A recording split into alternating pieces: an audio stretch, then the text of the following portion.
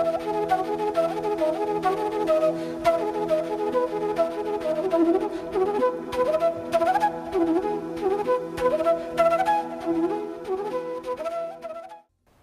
दोस्तों, ए to set lecture में आप सबका स्वागत है। जैसा कि आप जानते हैं, हिंदी पर लेक्चर सीरीज हम लोगों ने ऑर्गेनाइज किया है। आज चर्चा का विषय है गैर हिंदी भाषियों का हिंदी भाषा एवं साहित्य के विकास में योगदान। और इस विषय पर चर्चा के लिए स्टूडियो में उपस्थित हैं जाने माने साहित्यकार डॉक्टर सुंदरलाल कठुरिया। आपने हिंदी के सर्वोच्च डिग्री डिलीट होता है आपने हासिल की है और हिंदी विभाग के प्रोफेसर एवं अध्यक्ष भावनगर विश्वविद्यालय के पद पर भी रहे हैं।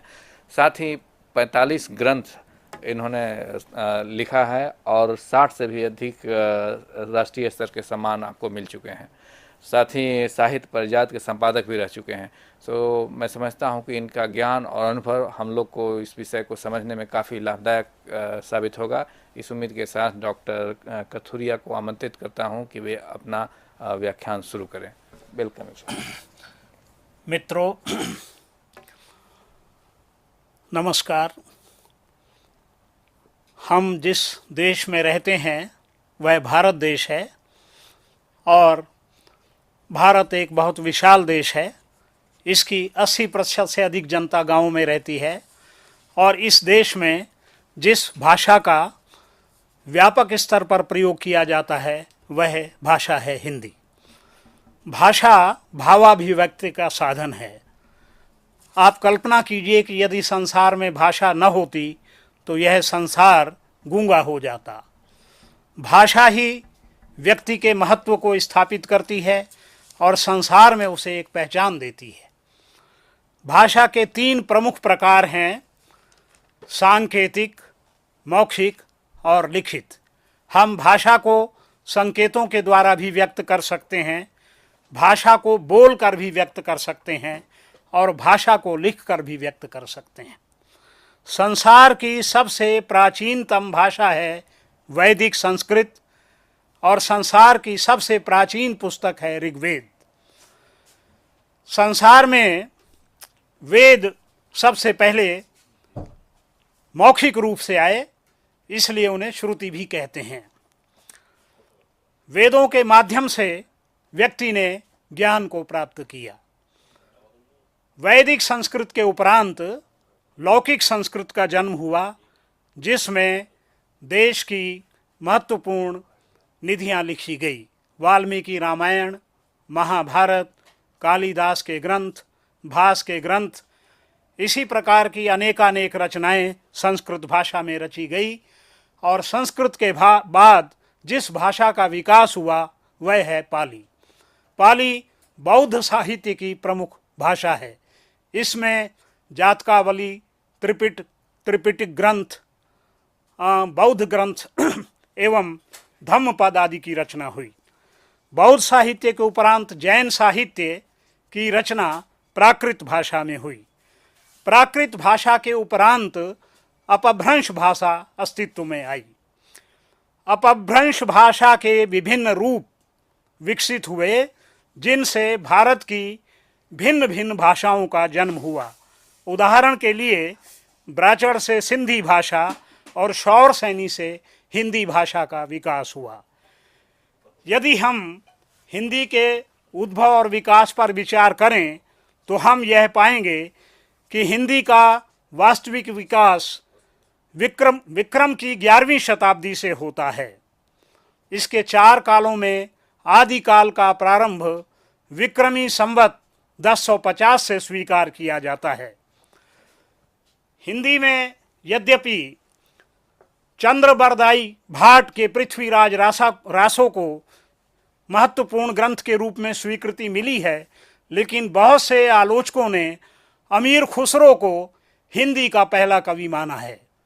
अमीर खुसरो की विशेषता ये है कि उनकी भाषा में हमें खड़ी बोली के भी संकेत मिल जाते हैं। उनकी मुकरियाँ बहुत प्रसिद्ध हैं। उनकी एक मुकरी मैं आपके सामने रखता हूँ। वह आवे तब शादी होए, उस बिन दूजा और न कोए, मीठे लागे वाके बोल, क्या सखी साजन ना सखी ढोल।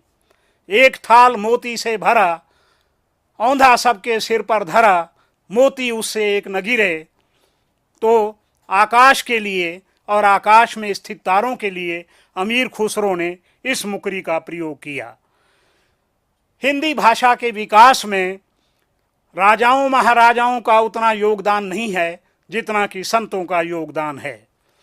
संतों ने हिंदी के विकास को और उसके अस्तित्व को प्रमाणित करने के लिए जिस सहज भाषा का प्रयोग किया और जिस तरह तक वह भाषा जन जन तक पहुंची, वह अपने में निश्चय ही एक महत्वपूर्ण बात है। हिंदी के विकास में बहुत से अहिंदी भाषी संतों का भी योगदान है। मराठी भाषी संतों में नामदेव प्रमुख हैं। इनकी हिंदी की रचनाएं हिंदी भाषा के विकास में बहुत सहायक बनी हैं। नाथ संप्रदाय के प्रवर्तक मत्स्येंद्र नाथ कामरूप असम के थे। उनकी रचनाओं का संकलन आचार्य हजारी प्रसाद द्विवेदी ने किया है। यूँ तो उनके बहुत से ग्रंथ संस्कृत में हैं, लेकिन उनके जो पद हिंदी में लिखे गए हैं उनका संग्रह आचार्य हजारी प्रसाद द्विवेदी एवं अन्य अनेक आलोचकों ने किया है। यहाँ हमें सिख गुरुओं के योगदान को भी भूलना नहीं चाहिए।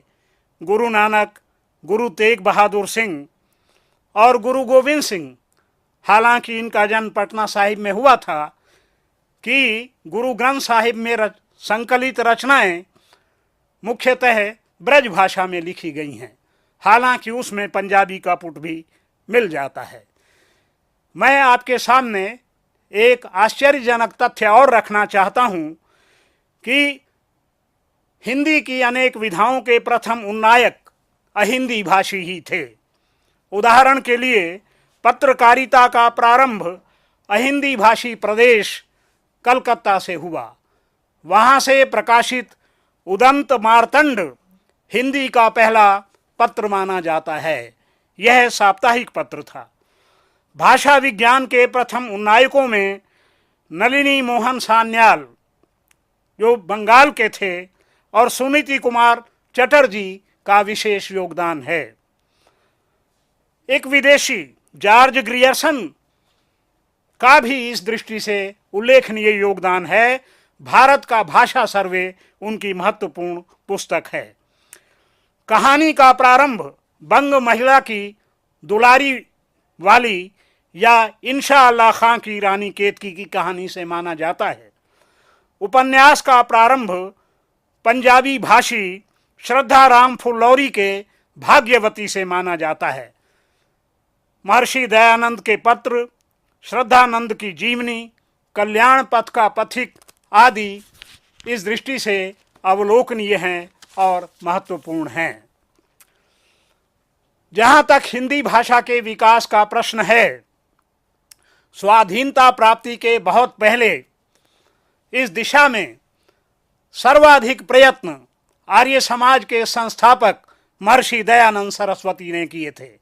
महर्षि दयानंद सरस्वती का जन्म सन 1824 ईस्वी में गुजरात काठियावाड़ के टंकारा ग्राम में हुआ था। उनकी प्रारंभिक शिक्षा संस्कृत में हुई थी और उनकी मातृभाषा गुजराती थी, किंतु हिंदी में भी उनकी बहुत गति थी। कालांतर में उन्होंने हिंदी में ही कार्य किया।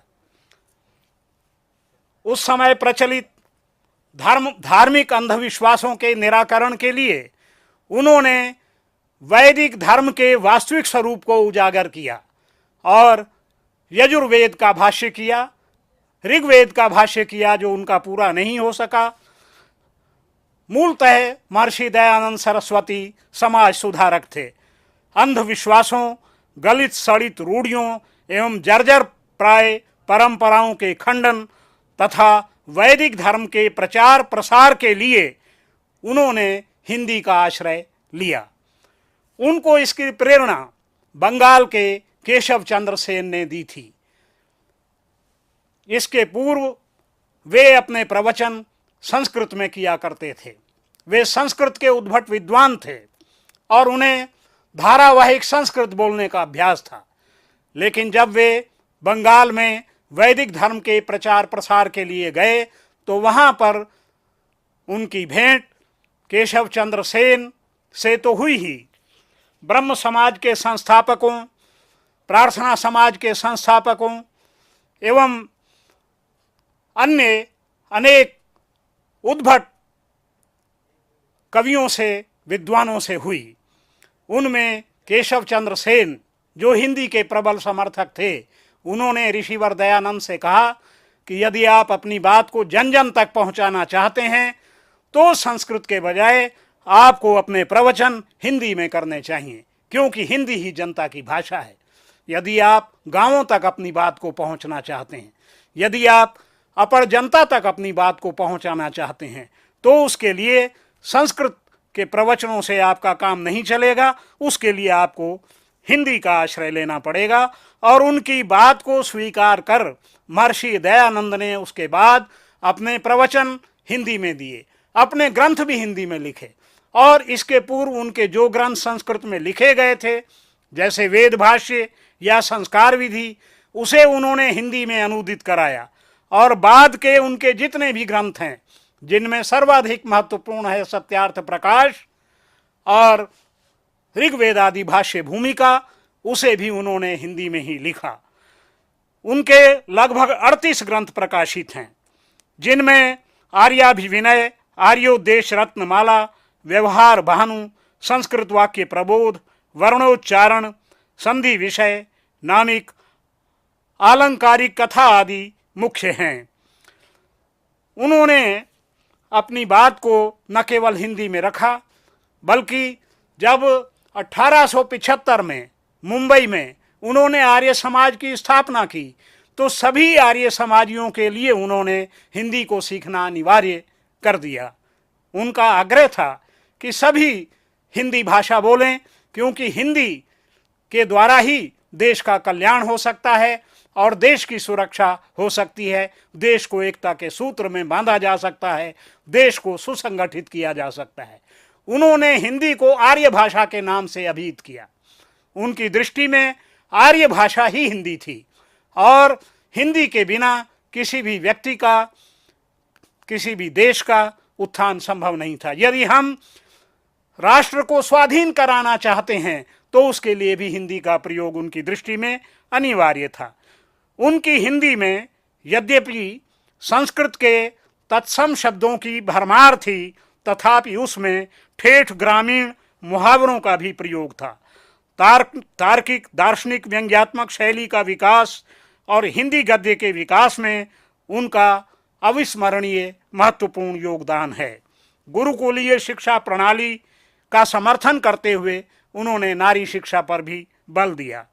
कालांतर में आर्य समाजियों में स्वामी श्रद्धानंद, श्रद्धाराम फुलौरी, इंद्र विद्या वाचस्पति आदि ने उनके इस कार्य को आगे बढ़ाया और पंजाब में हिंदी का पुरजोर समर्थन किया। द्विवेदी युगीन हिंदी कविता पर यदि हम दृष्टिपात करें तो हम पाएंगे कि द्विवेदी युगीन हिंदी कविता में मुख्यतः वे कवि हैं जो आर्य समाज से जुड़े हुए थे। उस समय उन्होंने जिन भजनों और गीतों की रचना की, वे समाज सुधार और नैतिकता से जुड़े हुए थे और उनमें महर्षि दयानंद का और वैदिक चिंतन का सार निहित था।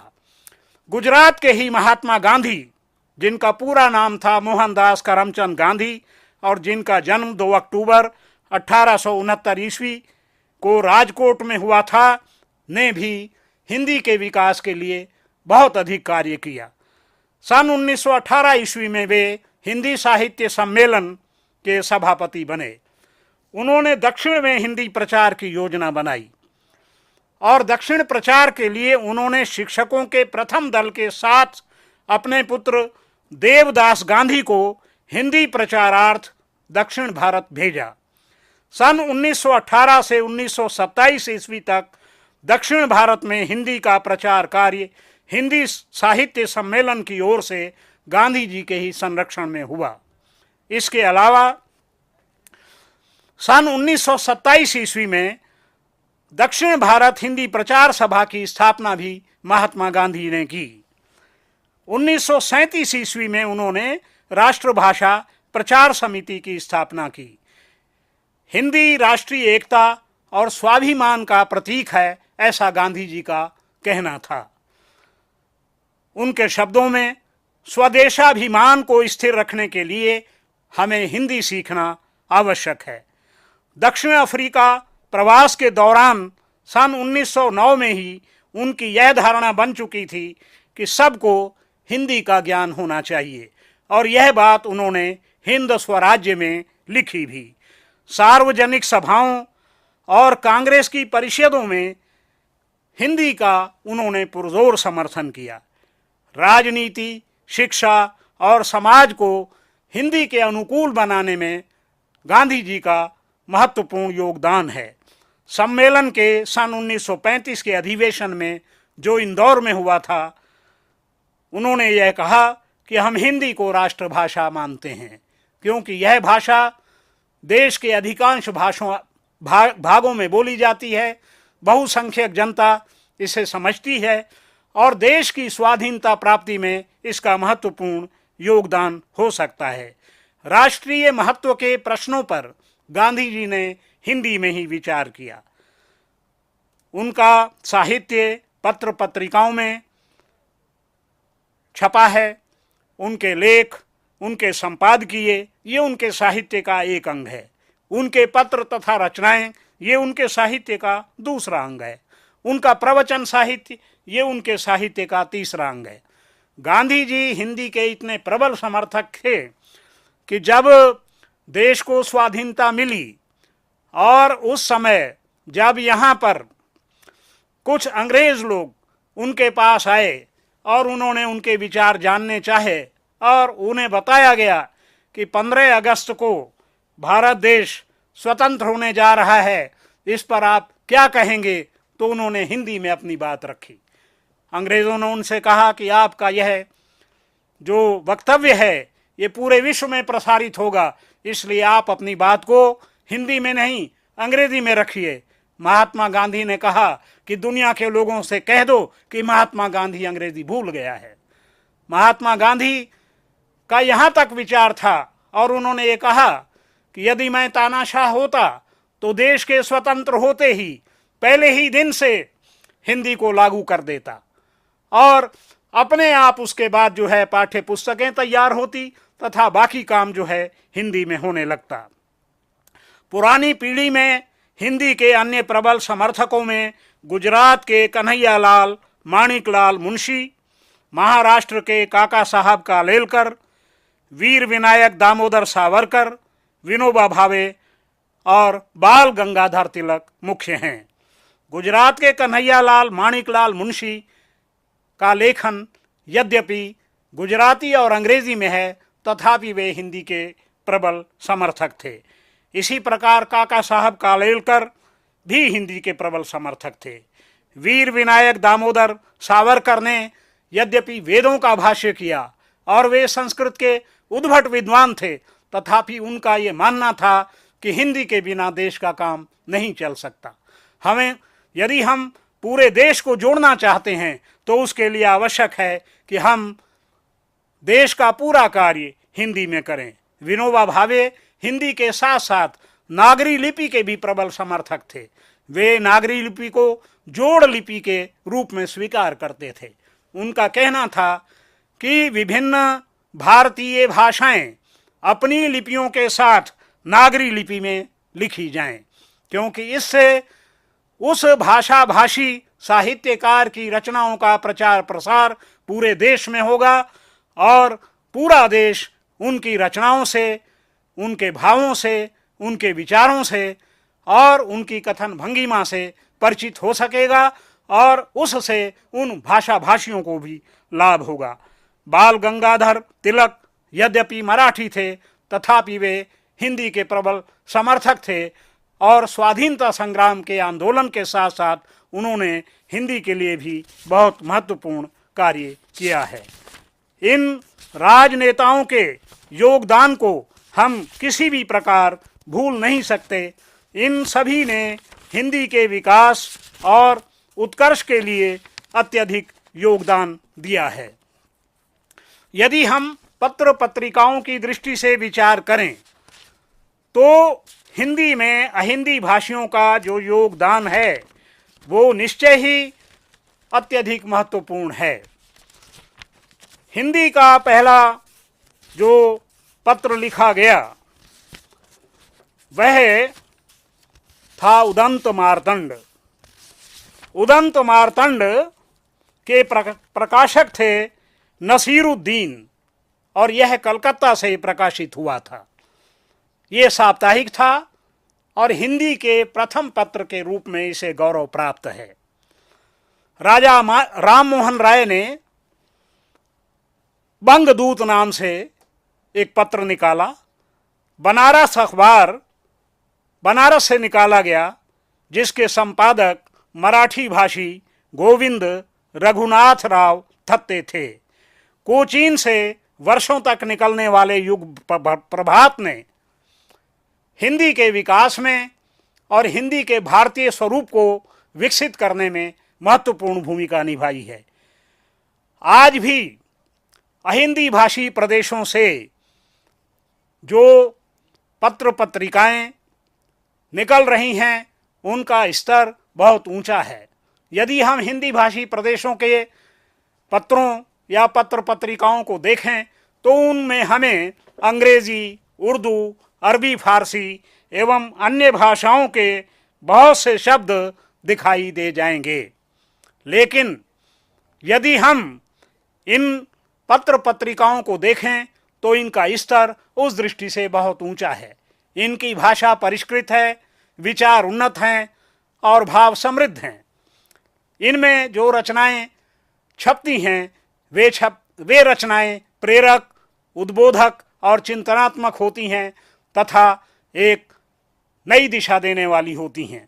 इस दृष्टि से अहिंदी भाषी प्रदेशों से अहिंदी भाषियों द्वारा प्रकाशित होने वाले समाचार पत्रों पर यदि हम दृष्टिपात करें तो उनमें से कुछ समाचार पत्र अथवा पत्रिकाएं जो इस समय प्रकाशित हो रही हैं वे इस प्रकार हैं। हिंदी विद्यापीठ केरल से संग्रथन नामक पत्रिका प्रकाशित हो रही है। ये मासिक पत्रिका है। कर्नाटक महिला समिति से हिंदी प्रचार वाणी, हैदराबाद से पुष्पक और दक्षिण समाचार जो साप्ताहिक है और जिसकी भाषा बहुत ही समुन्नत है। इस पत्रिका का अभी कुछ समय पूर्व तक संपादन श्री मुनींद्र जी कर रहे थे, जिनका भी पिछले दिनों स्वर्गवास हो गया और उनके स्वर्गवास के उपरांत इसका संपादन श्री प्रफुल्ल कुमार जी देख रहे हैं। कर्नाटक महिला समिति से हिंदी प्रचार वाणी का प्रकाशन हो रहा है। इसी प्रकार कर्नाटक से भारतवाणी का भी प्रकाशन हो रहा है। जम्मू से डॉक्टर कर्ण सिंह जो इस समय सांसद भी हैं और भारतीय सांस्कृतिक संबंध परिषद के उपाध्यक्ष भी हैं, वे धर्म मार्ग का संपादन करते रहे हैं। श्रीनगर से श्री राजा नाम का पत्र प्रकाशित होता रहा है। केरल हिंदी साहित्य अकादमी शोध पत्रिका जिसके संपादक हैं एन चंद्रशेखरन नायर, ये इस केरल हिंदी साहित्य अकादमी शोध पत्रिका का संपादन कर रहे हैं। ये त्रैमासिक पत्रिका है और इसमें गरिमापूर्ण लेखों का प्रकाशन होता है। डॉक्टर एन सुंदरम चेन्नई से सूर सौरभ त्रैमासिक का प्रकाशन कर रहे हैं, वही उसके संपादक भी हैं। मित्र संगम पत्रिका जिसके संपादक हैं प्रेम बोहरा निरंतर प्रकाशित हो रही है। अचल राजपूत जिनका पूरा नाम है श्री ओम प्रकाश भाटिया राज, वर्षों तक अधुना नामक पत्रिका का संपादन करते रहे हैं। श्री देवेंद्र दीपक मध्य प्रदेश की साहित्य अकादमी की पत्रिका साक्षात्कार का वर्षों तक संपादन करते रहे हैं। ये भी मूलतः पंजाबी भाषी हैं और इनका ये दीपक तखल्लस है और इनका नाम है मेहता। पद्मश्री चिरंजीत सर्वप्रिय नामक हास्य व्यंग्य प्रधान पत्रिका का संपादन करते रहे हैं। डॉक्टर सुंदरलाल कथूरिया ने 10 वर्षों तक साहित्य पारिजात त्रैमासिक पत्रिका का संपादन किया है। इस पत्रिका की विशेषता ये थी कि इसके मुख पृष्ठ पर किसी न किसी प्रतिष्ठित साहित्यकार का चित्र रहता था।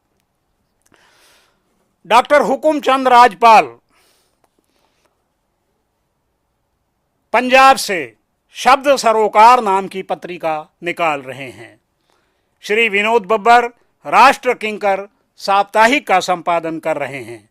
श्री सुरेंद्र कुमार मोंगिया अखंडता संग्राम शीर्षक पाक्षिक पत्रिका का संपादन कर रहे हैं।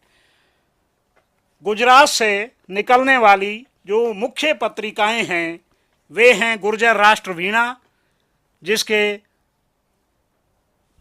प्रकाशक हैं गुर्जर प्रांतीय राष्ट्रभाषा प्रचार परिषद और जिसके संपादक हैं आचार्य रघुनाथ भट्ट। दूसरी जो वहाँ की प्रमुख पत्रिका है वो है भाषा सेतु, जिसका संपादन हिंदी के सुप्रतिष्ठित साहित्यकार, वरिष्ठ साहित्यकार, वयोवृद्ध साहित्यकार डॉक्टर अंबाशंकर नागर कर रहे हैं। और इसी प्रकार वहाँ हीरों की नगरी से ताप्ती नामक पत्रिका का प्रकाशन हो रहा है। यहाँ पर इस बात की ओर चर्चा कर देना अप्रासंगिक न होगा कि हिंदी भाषा और साहित्य के विकास में फिल्मों का अत्यधिक महत्वपूर्ण योगदान है।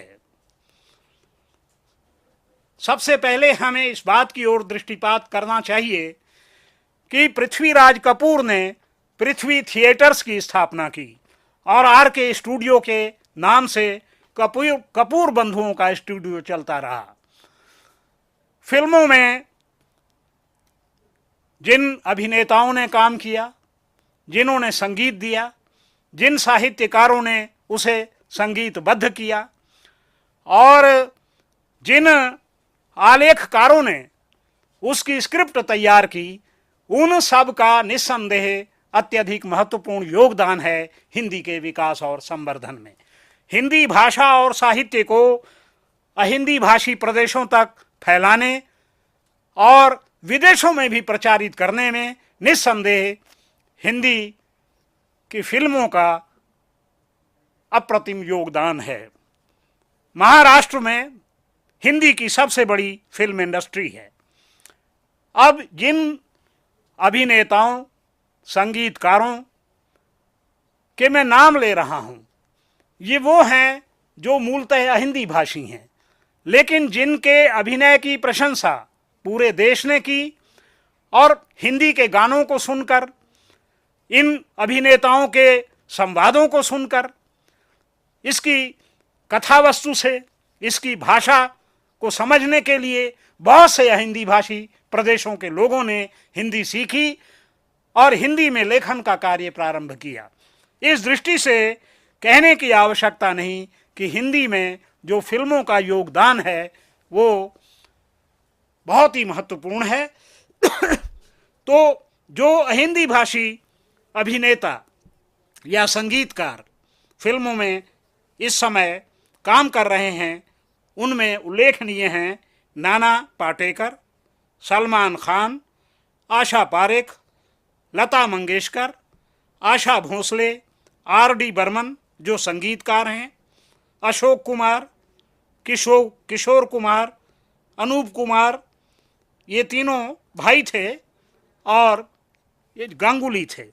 उत्पल दत्त, दिलीप कुमार, धर्मेंद्र, राजेश खन्ना, विनोद खन्ना, पृथ्वीराज कपूर, राज कपूर, रणधीर कपूर, शम्मी कपूर, जया भादुड़ी, रीता भादुड़ी, वैजयंती माला, रजनीकांत, हेमा मालिनी, रेखा, सत्यजीत रे, श्याम बेनेगल जो प्रसिद्ध नाटककार भी हैं, टॉम आल्टर, ये देखिए बहुत से विदेशी हैं जिन्होंने फिल्मों में काम किया और हिंदी को स्वयं सीखा और उनके माध्यम से अन्य लोगों को हिंदी सीखने की प्रेरणा मिली।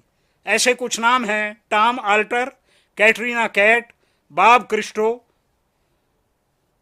जॉनी लीवर, डैनी, और जिन लोगों ने अपने गीतों से इनको दिशा दी उनमें साहिर लुधियानवी और अन्य अनेक ऐसे ही अभिनेता हैं जिनमें सुनील दत्त, राजेंद्र कुमार, महमूद, स्मिता पाटिल और स्क्रिप्ट राइटर के रूप में गुलजार।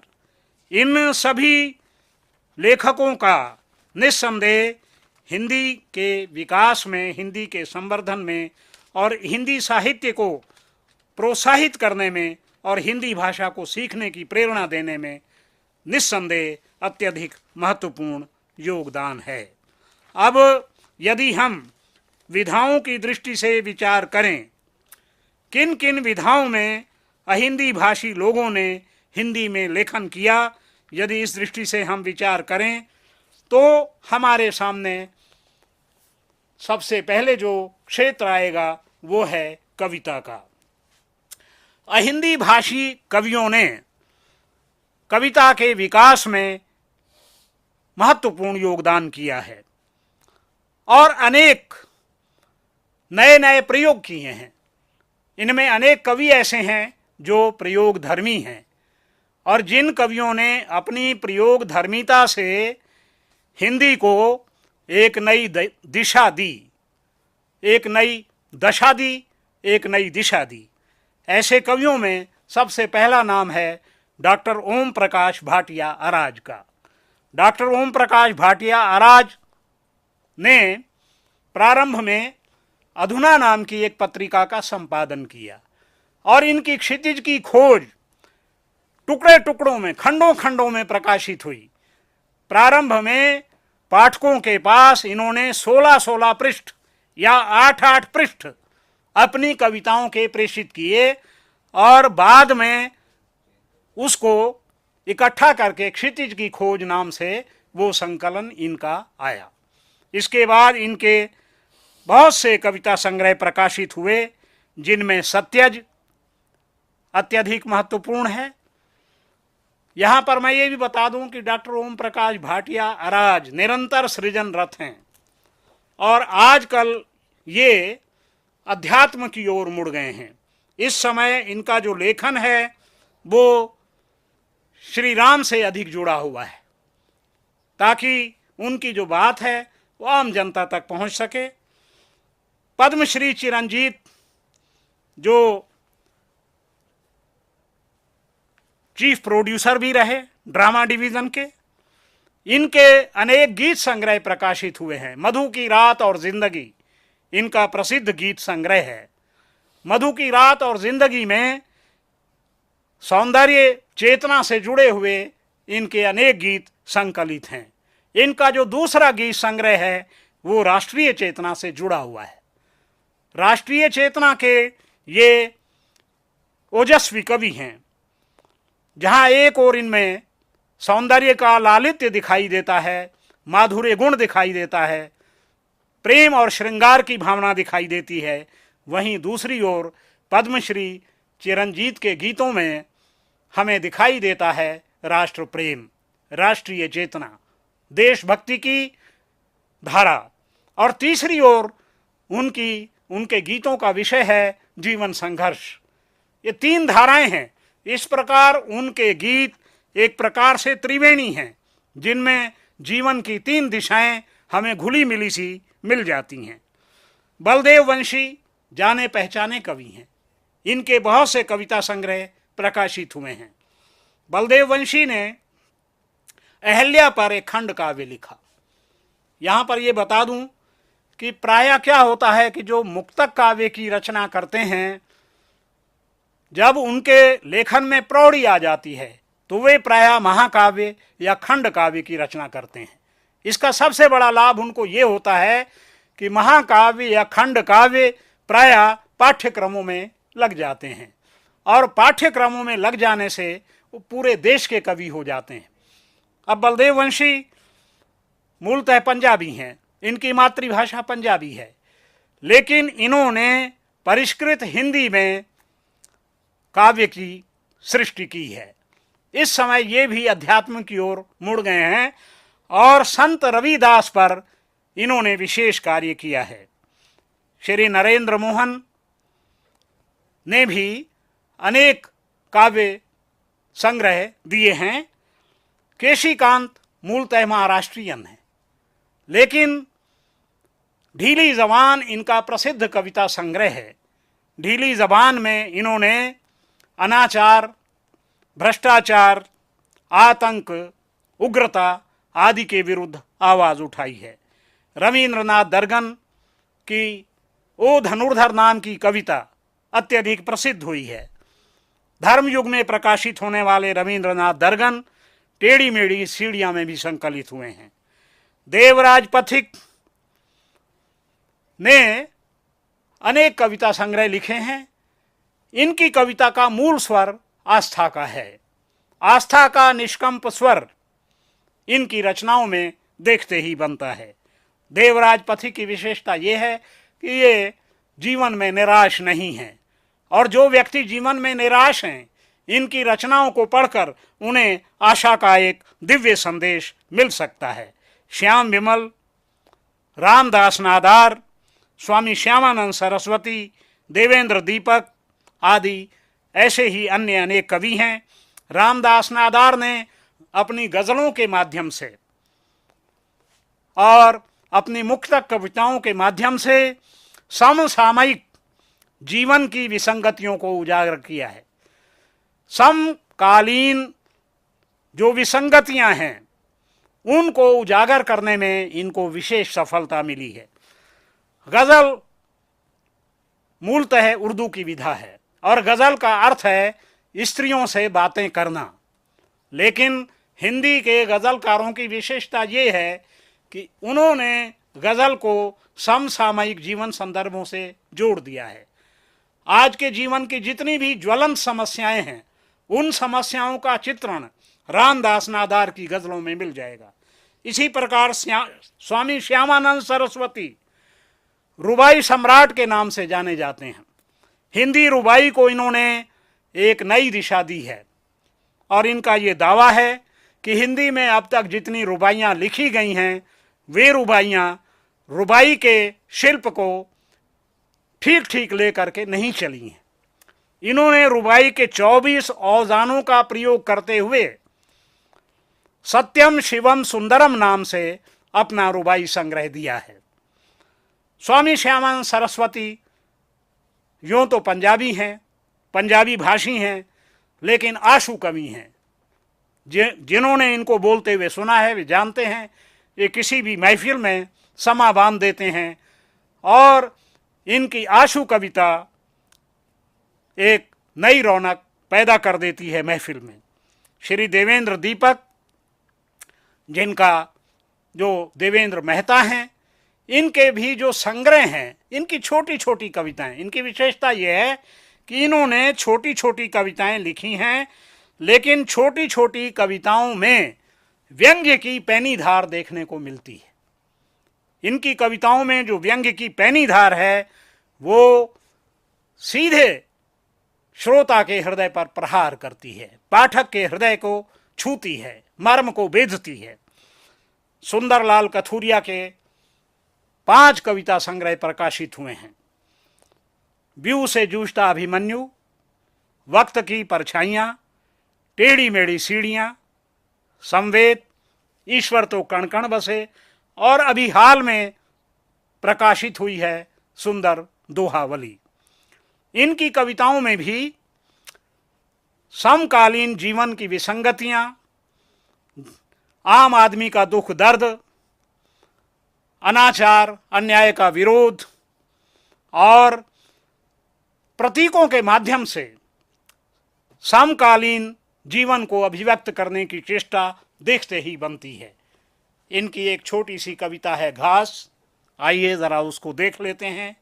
हम घास, सब जगह हमारा अस्तित्व, और तुम जूता पहने पैर, क्यों कर तुम्हें हो हमारी चिंता, रौंदना तुम्हारा धर्म तुम्हारा कर्म, हमें रौंदो किंतु भूलो नहीं, पैरों से रौंदी जाने वाली घास जब किरकिरी बन आंखों में पड़ती है तब उसकी अहमियत मालूम होती है।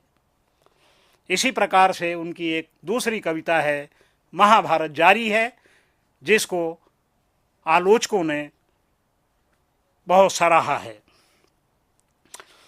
अन्य भाषा भाषियों में कमल पुंजानी, एन चंद्रशेखरन नायर, हर महेंद्र सिंह बेदी, हुकुमचंद राजपाल, आशा रानी वोहरा आदि के संकलन इस दृष्टि से अवलोकनीय हैं।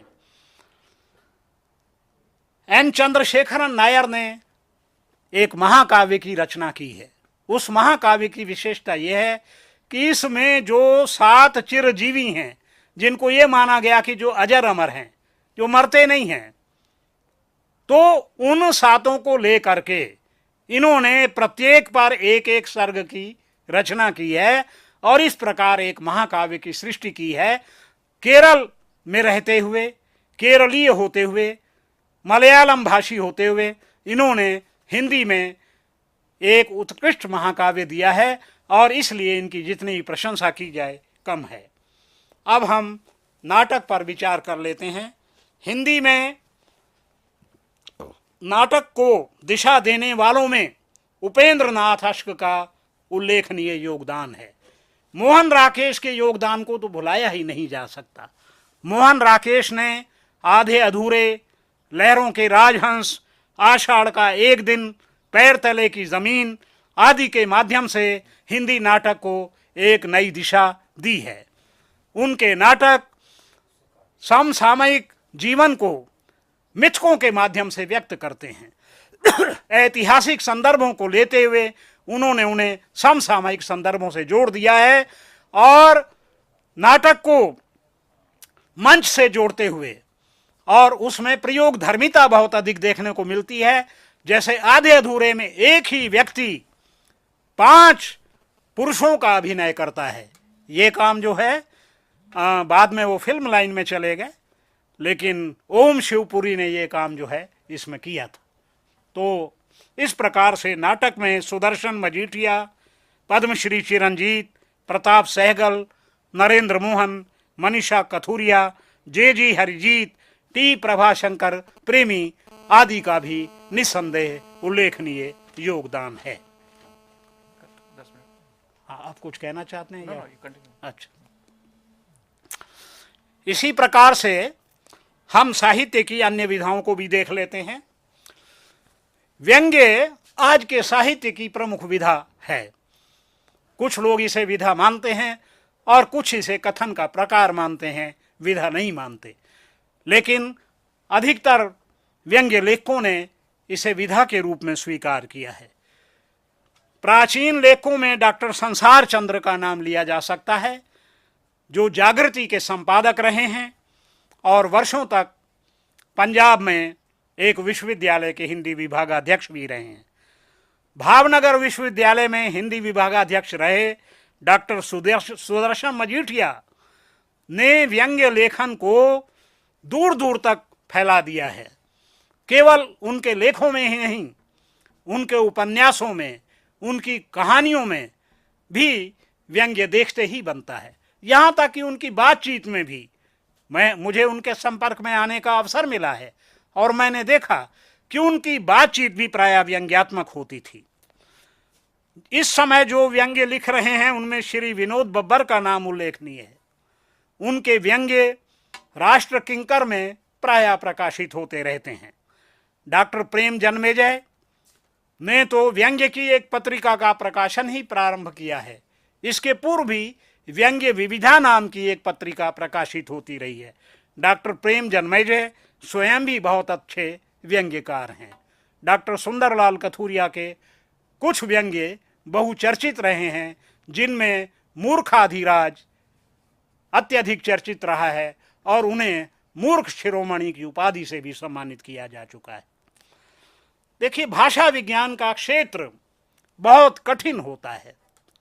इसमें आने वाले लोगों की संख्या उंगलियों पर गिनने के लायक होती है, लेकिन अहिंदी भाषा भाषियों का योगदान इस क्षेत्र में भी हिंदी भाषा भाषियों से कम नहीं है। प्रारंभिक भाषा वैज्ञानिकों में बंगाल के नलिनी मोहन सान्याल और सुनीति कुमार चैटुर्जी का नाम स्वर्णाक्षरों में लिखा जाएगा। जॉर्ज ग्रियर्सन ने अहिंदी भाषी और मूलतः विदेशी होते हुए हिंदी में भाषा विज्ञान की दृष्टि से जो काम किया, वैसा काम आज तक और कोई नहीं कर सका। उनका भारत का भाषा सर्वे अपने आप में एक अद्वितीय ग्रंथ है। इस समय जो लोग काम कर रहे हैं भाषा विज्ञान में और जो गैर हिंदी भाषी हैं, उनमें डॉक्टर कैलाश चंद्र भाटिया, डॉक्टर ओम प्रकाश भाटिया आराज और डॉक्टर सत्यदेव चौधरी के नाम उल्लेखनीय हैं। डॉक्टर ओम प्रकाश भाटिया ने लिपि विज्ञान के क्षेत्र में अभूतपूर्व कार्य किया है। नागरी लिपि का उद्भव और विकास जहां उनका शोध प्रबंध है, वहां उन्होंने नागरी लिपि के परिष्कार की नई नई योजनाएं प्रस्तावित कर नागरी लिपि की जो न्यूनताएं हैं उनको भी सामने रखा और नागरी लिपि की सर्वांगीणता को सामने रखते हुए उसे और भी सर्वांगपूर्ण बनाने का प्रयत्न किया है। और इस दृष्टि से उन्होंने अरा लिपि के नाम से एक नई लिपि का नाम भी प्रस्तावित किया है, जो संभवतः विद्वानों में स्वीकार्य नहीं होगी। सैद्धांतिक समीक्षा का क्षेत्र भी बहुत कठिन होता है। सैद्धांतिक समीक्षा के क्षेत्र में काम करना, उसके लिए संस्कृत का भी ज्ञान चाहिए, उसके लिए विभिन्न भारतीय भाषाओं के काव्य शास्त्र का ज्ञान होना आवश्यक है। और जब तक आप संस्कृत में पारंगत न हों और प्राचीन काव्य शास्त्रीय परंपरा से पूरी तरह परिचित न हों, तब तक आप भारतीय काव्य शास्त्र में गति आपकी नहीं हो सकती और न उसमें प्रवेश कर सकते हैं। लेकिन भारतीय काव्य शास्त्र में जिन अहिंदी भाषा भाषियों ने काम किया, उनमें सबसे पहला नाम डॉक्टर श्याम सुंदर दास का है, जो जिनके पुरखे पाकिस्तान से आए थे और जिन्होंने साहित्यालोचन नाम की पुस्तक लिख करके इस दिशा में एक मील के पत्थर का काम किया। और ये साहित्यालोचन विभिन्न विश्वविद्यालयों के पाठ्यक्रम में प्रस्तावित की गई, अनुमोदित की गई। ये नागरी प्रचारणी सभा के संस्थापक सदस्यों में भी थे। डॉक्टर सत्यदेव चौधरी, डॉक्टर तारकनाथ बाली ने भारतीय काव्य शास्त्र पर महत्वपूर्ण काम किया है। सर्वांगीण भारतीय काव्य शास्त्र को दृष्टि में रखते हुए काम करने वालों में डॉक्टर सत्यदेव चौधरी का योगदान निश्चय ही उल्लेखनीय है। साधारणीकरण पर डॉक्टर तारकनाथ बाली ने महत्वपूर्ण काम किया है। डॉक्टर सुंदरलाल कथुरिया के रस चिंतन पर अनेक ग्रंथ आए हैं जो पुरस्कृत और सम्मानित भी हुए हैं। उनके ग्रंथों में रस सिद्धांत, आक्षेप और समाधान, नई कविता और रस सिद्धांत, रस चिंतन के नए आयाम आदि उल्लेखनीय हैं। आधुनिक युग में नवीन रसों की परिकल्पना में उन्होंने 4 नए रस प्रस्तावित किए हैं, जिन पर गहन चिंतन मनन विद्वानों के बीच हो रहा है। इन 4 रसों में देशभक्ति, प्रकृति और कार्पण्य मुख्य हैं। संस्कृत काव्य शास्त्रीय परंपरा प्रायः 9 रसों पर रुक जाती है। वो ऐसा मान करके चलते हैं कि संख्या नाम नवत्व पर्यंत गणना, संख्या 9 पे ही समाप्त हो जाती है, इसलिए रसों की संख्या 9 से आगे नहीं बढ़ सकती।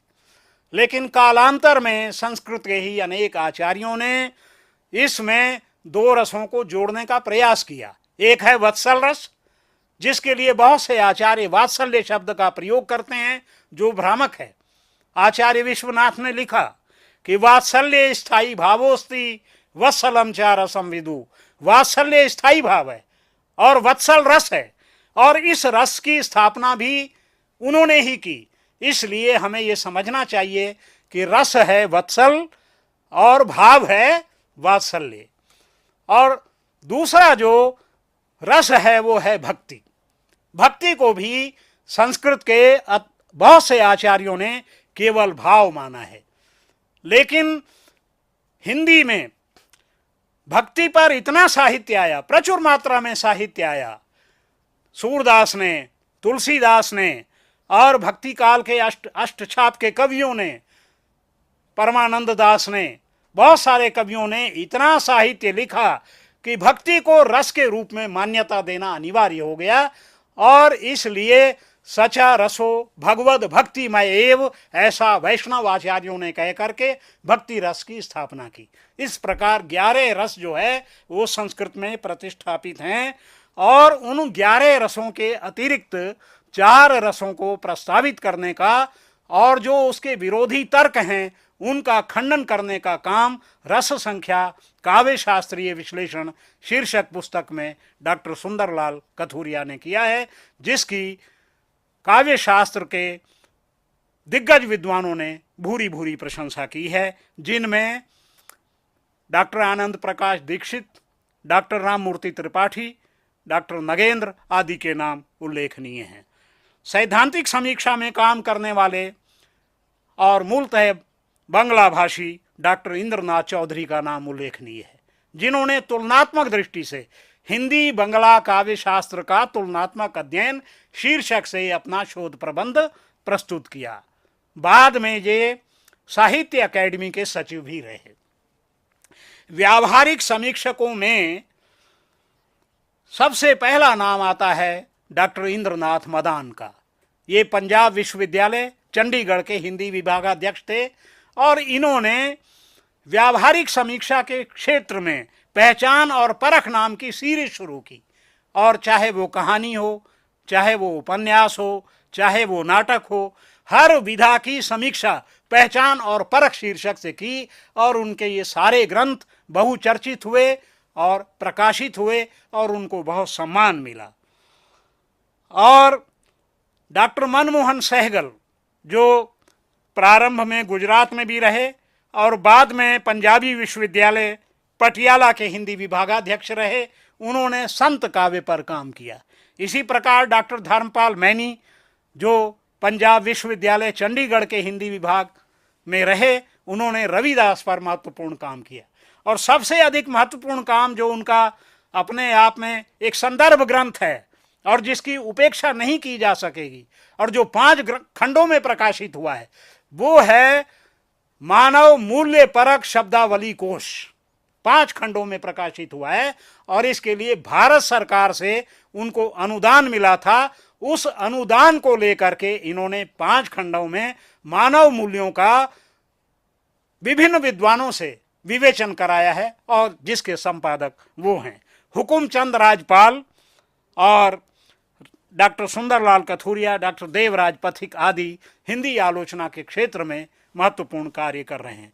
तुलनात्मक अध्ययन की दृष्टि से यदि हम विचार करें तो इस दृष्टि से भी बहुत से विद्वानों ने जो मूलतः अहिंदी भाषी हैं काम किया है, जिनमें doctor Indranath Chaudhary, doctor N Sundaram, doctor M Seshan तथा अन्य अनेक दाक्षिणात्यों के नाम लिए जा सकते हैं।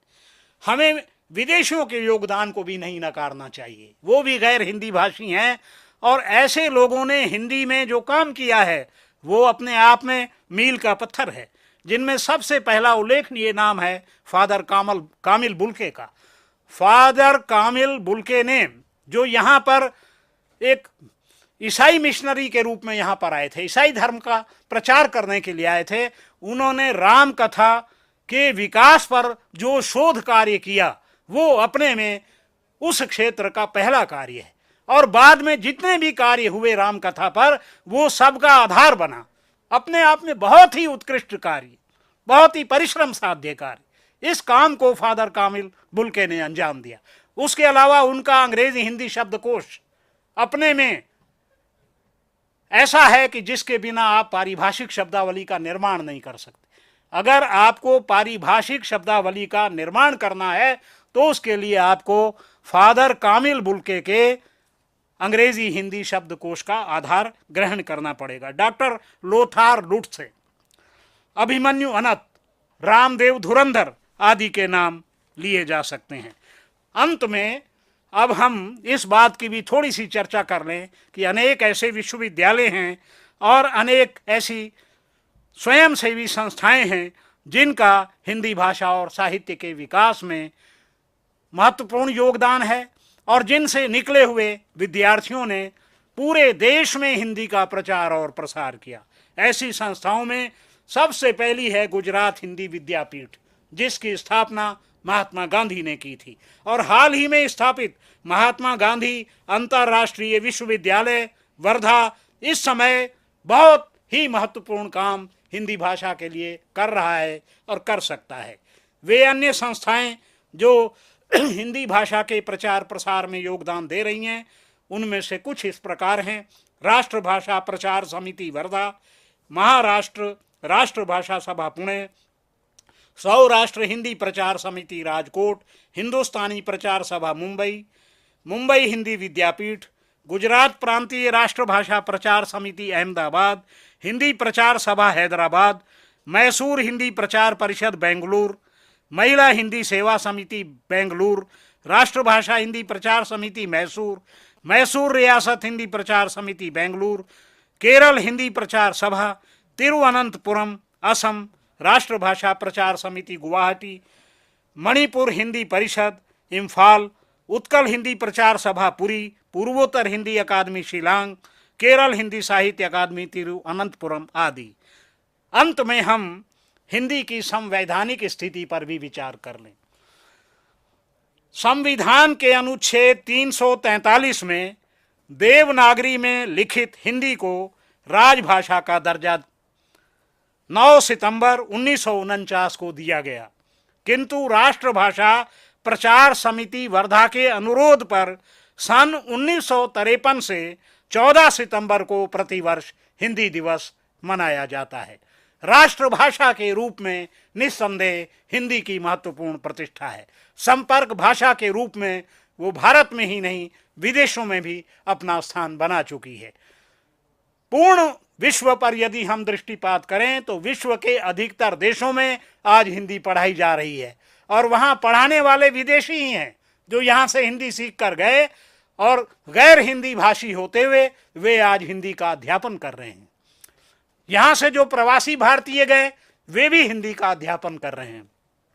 हमें इस बात को एक बात और ध्यान में रखनी चाहिए कि भारत की संविधान निर्मात्री सभा के अध्यक्ष थे डॉक्टर राजेंद्र प्रसाद और उसके अग्रगण्य सभासद थे डॉक्टर भीमराव अंबेडकर, जो स्वयं में अहिंदी भाषी थे। इसके जो सदस्य थे उसमें भी अनेक अहिंदी भाषी थे। गोपाल स्वामी आयंगार, श्यामा प्रसाद मुखर्जी, मुंशी धुलेकर आदि, इन सब का हिंदी को राजभाषा बनाने में और राष्ट्रभाषा बनाने में निश्चय ही महत्वपूर्ण योगदान है। हम सब का ये दायित्व बनता है कि हम सब का भी ये दायित्व बनता है कि हम राष्ट्रीय एकता को संवर्धित करने के लिए हिंदी का अधिकाधिक प्रयोग करें, क्योंकि भाषा जुड़ेगी तो राष्ट्र जुड़ेगी और भाषा खंडित हो जाएगी तो राष्ट्र भी खंडित हो जाएगा। यदि हम राष्ट्रीय एकता को बनाए रखना चाहते हैं तो उसके लिए आवश्यक है कि हम हिंदी बोलें, हिंदी लिखें और अपने सारे कामकाज में हिंदी को प्रधानता दें। इसका अर्थ ये नहीं है कि हम अपनी मातृभाषा की उपेक्षा करें, किंतु अपनी मातृभाषा के साथ हम राष्ट्रभाषा हिंदी को भी समुचित सम्मान दें। इन शब्दों के साथ आप सबका बहुत बहुत धन्यवाद। नमस्कार। मित्रों, डॉक्टर सुंदरलाल कथुरिया ने किस प्रकार हिंदी भाषी और गैर हिंदी भाषियों का हिंदी में योगदान रहा है उस पर विस्तृत व्याख्यान सरल भाषा में दिया। तो मुझे लगता है कि जो भी शंकाएं मन में जो भी रखता है कि हम नहीं जानते हैं गैर हिंदी भाषी किस तरह से भाषा को संवर्धित किए हैं, भाषा में अपना योगदान दिए हैं, तो वो जो एक बादल आशंका के बादल वो छट गए होंगे। लेकिन एक ख़त्म करने के पहले एक प्रश्न मैं पूछना चाहूँगा कि कौन कुछ ऐसे भी पहलू हैं जिस पर अभी तक काम नहीं हुआ है, अगर उस पर काम किया जाए तो हिंदी भाषा और समृद्ध भाषा बनेगी। ऐसा है कि आज जो वैज्ञानिक आविष्कार हो रहे हैं, जैसे इंटरनेट आ गया या इस प्रकार की और बहुत सी चीज़ें जो हैं, फेसबुक आ गई, तो इन सब के परिप्रेक्ष्य में तो हिंदी पर काम करने की आवश्यकता है। और मैं समझता हूँ कि अब तक इस विषय पर भी बहुत अधिक काम नहीं हुआ है कि गैर हिंदी भाषियों का हिंदी भाषा और साहित्य के विकास में क्या योगदान रहा है। आप अगर हिंदी साहित्य के इतिहास को उठाकर देखें तो आपको आश्चर्य होगा कि उसमें दक्षिण के जो हिंदी सेवी साहित्यकार हैं या बंग के जो हिंदी सेवी साहित्यकार हैं या जो पंजाब के हिंदी सेवी साहित्यकार हैं, उनकी चर्चा प्रायः नहीं हुई है। और अधिकतर हिंदी साहित्य का इतिहास आज भी उन्हीं लेखकों को लेकर के चल रहा है जो हिंदी भाषी प्रदेशों के लेखक हैं। तो मित्रों, निश्चित तौर पे इन चीज़ों पर, जो इन दो पहलू पर खास करके एक जो नए टेक्नोलॉजी आए हैं उस पर काम करने की ज़रूरत है, और दूसरा उनको भी योगदान देना चाहिए, उनको भी ड्यू जो जगह है वो मिलना चाहिए। जिस तरह से डॉक्टर कथुरिया ने कहा कि उन लोगों ने काम तो किया है, लेकिन जब हम इतिहास को लिखते हैं तो उनके योगदान को हम लोग कम करके आते हैं या नज़रअंदाज करते हैं। हाँ, तो इस दृश्य को सामने आना चाहिए, तभी हम हिंदी भाषा के साथ भी न्याय कर पाएंगे और उन लोगों के साथ भी न्याय कर पाएंगे जो योगदान दे रहे हैं। और जैसा कि आप इस पूरे डिस्कशन से जो निकल कर आ रहा है कि हिंदी मातृभाषा है, लेकिन आंचलिकता की खुशबू इसमें वर्तमान है, इसमें विद्यमान है, और इसमें उन लोगों का काफ़ी योगदान रहा है जो गैर हिंदी भाषी हैं, चाहे बंगला हो, चाहे पंजाबी भाषा हो, चाहे मराठी हो, चाहे गुजराती हो, सब लोगों ने इस पर योगदान दिया। और सब जगह संगठन भी काम कर रहे हैं और सब संगठन का चर्चा भी डॉक्टर कथुरिया ने किया। तो मैं समझता हूं कि आज का व्याख्यान आप सबको काफ़ी अच्छा लगा होगा और लाभदायक साबित होगा। इसी उम्मीद के साथ आज के व्याख्यान को यहीं विराम देते हैं, और आप सबको धन्यवाद, और आपकी ओर से डॉक्टर सुंदरलाल कथुरिया को भी धन्यवाद, जिन्होंने अपने सारगर्भित भाषण से हम लोगों को काफ़ी लाभ पहुँचाए।